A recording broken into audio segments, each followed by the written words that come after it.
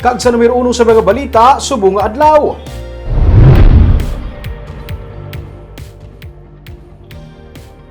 Duha ka mga puloy-an sa Barangay Mansilingan sa Bacolod gin lockdown. Pamilya sang duha ka mga panibagong nga kaso sa Delta variant sa Bacolod ang ginpa-swab test. Ma-report si Nico Delfin. Separado nga ginpaydalom sa lockdown sang barangay ang balay sang 3 ka tuig nga bata nga lalaki kag sang 63 anyos nga Eloy nga lunsay positibo sa COVID-19 Delta variant sa Barangay Mansilingan sa Bacolod. Suno kay punong Barangay Rodolfo Pico, ginahulat pa nila nga magwang resulta sang swab test sang bata kag sang iya mga ginikanan, pati na ang 63 anyos nga Eloy kag sang iya duwaman ka mga kabataan. So, ginsinto ako sila namon kahapon, kagagina sa ngaga, ginswab na sila, no? Ang bilog nga pamilya sa sining duwa ka balay, dahil tatlo ni sila, ginswab na ni kaina, no? Sa ngaga. Kaya ang result na balaan ako sa gabi, kung ano. Hulyo 15 sa nagpositibo sa virus ang 3 ka tuig nga bata. Hulyo 23 naman sa magpositibo ang RT-PCR test sang 63 anyos nga Eloy.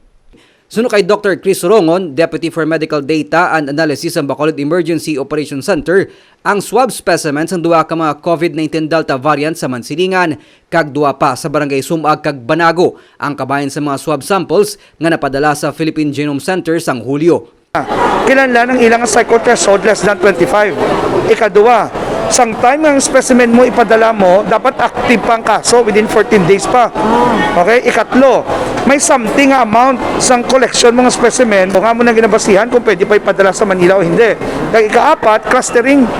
Napaidalom na sa surgical lockdown ang puloy-an sang 71 anyos nga lalaki sa Barangay Banago kag ang puloy-an sang 32 anyos nga Eloy nga nagabusong. Suno kay punong Barangay Rodney Carmona sang Barangay Sumag, ilaman gin lockdown ang puloy-an sang Tupad Balay sang 32 anyos sang nagpositibo ang iya RT-PCR test result.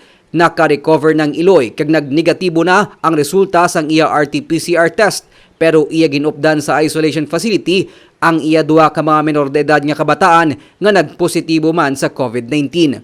As of August 12, nagwa man sa record sang Department of Health 6 nga sa 169 swab samples nga napadala sa Genome Center, 4 diri ang positibo sa Delta variant kag ang 8 na detect nga variants of interest kasubong sang Alpha kag Theta. Sa mga cases nga nagpositibo, most likely sang bulan sang Hunyo kag Hulyo nga nagataas ang kaso ta. Remember niyo sang June nag-average kita almost 130 cases per day. Kag 2 to 3 deaths per day. Sang July nagnubo kita by 78 cases per day. Amo to nga time nga naga-search kita, way tagali kabalo may Alpha, Beta, Theta and Delta variant nga nagaigo sa aton. Nga dapat hindi kita magkampante, pero there's no need for us to panic. Kay tanan nga kaso recovered na. Galing bot silingon, naglagaw na ni siya, naglapta na diri sa aton. That's why maghalong kita. Paano kita maghalong? Enforce minimum health protocol mo ginang pinaka-importante. Kag kabalugi kita nga kung mabakunahan ka, dako ginaya nga puntos para maiwasan mo si COVID, or if not, magka-COVID ka, mild asymptomatic. Suno pa sa pamunuan sang EOC, may delay sa pagpagwa sang resulta sang Genome Center bangod ang tanan nga rehiyon sa Pilipinas didto man nagapadala sang swab samples. Amo nga upod sa mga local government unit kag provincial officials, ila man ginadoso ang pagpatukod sang Genome Center sa Western Visayas. Iniagod mas mapadasig ang paghimo sang tikang kontra sa paglapta sang COVID-19. Sa bilog nga Pilipinas, ang Caraga Administrative Region na lang ang rehiyon nga wala sang Delta variant. Nico Delfin para sa DG Cast Negros.